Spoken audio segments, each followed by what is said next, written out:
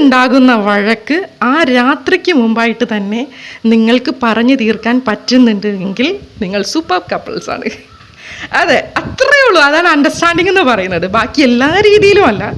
നമുക്ക് ഇന്നത്തെ ദിവസത്തെ പ്രശ്നം അത് ഇന്ന് രാത്രി എനിക്ക് പറഞ്ഞ് തീർത്തിട്ട് എൻ്റെ വിഷമം അത് കരച്ചിലാണെങ്കിലും സങ്കടമാണെങ്കിലും ദേഷ്യമാണെങ്കിലും എല്ലാ ഫീലിങ്സും ഇന്ന് തന്നെ ഞാൻ കാണിച്ചിട്ട് എൻ്റെ ഇക്കാരെ കൂടെ ഞാനത് സമാധാനമായിട്ട് ഉറങ്ങുമ്പം റിലാക്സ് ആയിട്ട് ഉറങ്ങണം. കാരണം വേറൊരു ഡേ എന്ന് പറയുന്നത് ഒരു നെക്സ്റ്റ് ചാപ്റ്ററാണ്. സോറി, നാക്കൊന്നു വിളിക്ക്, മനുഷ്യനല്ല പിള്ളേ. അപ്പോൾ നെക്സ്റ്റ് ഡേ എന്ന് പറയുന്നത് വേറൊരു ചാപ്റ്ററാണ്. സോ അവിടത്തേക്ക് എണീക്കുമ്പം ഇന്നലത്തെ വേസ്റ്റും കൊണ്ട് പറക്കിക്കൊണ്ട് വരരുത്. സോ ഇന്നലെ ഉണ്ടായിരുന്ന പോസിറ്റീവ് എനർജിയെ മുറുക്കി പിടിച്ചുകൊണ്ട് നാളത്തെ ദിവസത്തിലോട്ട് എണീറ്റ് വരണം. ആ ദിവസത്തിൽ എണീക്കുമ്പോൾ ഉണ്ടല്ലോ, എടീ പോയിട്ടൊരു ചായ എടുത്തുകൊണ്ട് വാ എന്ന് പറയുന്നതിന് പകരം മോളെ ഒരു ചായ ഇട്ടുവാ. മോളെ എന്ന് പറയുന്ന വാക്ക് ഇഷ്ടമില്ലാതെ ഉണ്ടാവില്ല, അല്ലെങ്കിൽ ബേബിന്നോ എന്താണെങ്കിലും നിങ്ങൾ വിളിക്കും. നിങ്ങളുടെ ഇഷ്ടമാണ്, നിങ്ങളുടെ ഭാര്യ, നിങ്ങൾ എന്താ വിളിക്കുന്നതെന്ന് എനിക്കറിയത്തില്ല.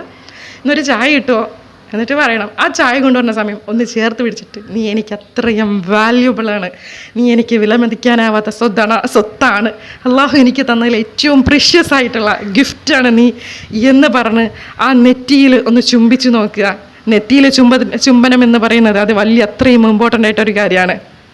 അത് ദീൻ തന്നെ പഠിപ്പിക്കുന്നുണ്ട്. ഏറ്റവും സ്നേഹിക്കുന്ന ഭാര്യയെ സ്നേഹിക്കുന്ന ഒരു ഭർത്താവ്, അവർ തമ്മിൽ എപ്പോഴും ഒരു മിംഗ്ലിങ് പവർ എന്ന് വെച്ചാൽ അവർ സലാം കൊണ്ട് തുടങ്ങുകയും ഇറങ്ങുന്നതിന് മുമ്പ് അവളുടെ കാര്യങ്ങൾ അന്വേഷിക്കുകയും അവളുടെ നെറ്റിയിൽ ചുംബിക്കാൻ പറ്റുകയും അവളെ ചേർത്ത് പിടിക്കാൻ പറ്റുകയും അവളോട് കളികളും തമാശകളും പറയാൻ പറ്റുന്നവനാണ് ഒരു യഥാർത്ഥ പാർട്ട്ണർ എന്ന് പറയുന്നത്.